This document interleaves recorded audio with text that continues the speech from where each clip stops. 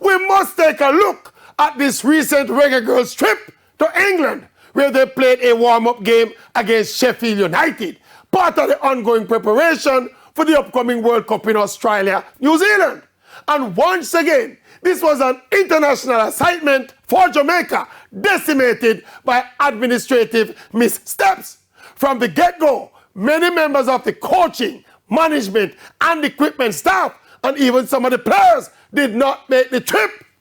Because of visa issues, they had to cancel a warm-up game before the warm-up game. On the day of the game itself, we're hearing some stories about travel issues for the girls to the stadium to play the game. Me and them have to walk to the stadium, and there was problems with the playing kids.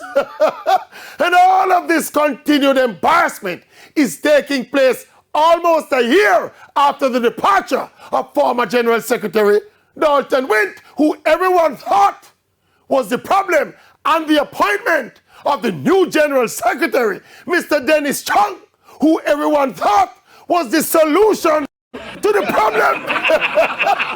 I guess the lesson to be learned here is that with the JFF, the more things change, the more things remain the same.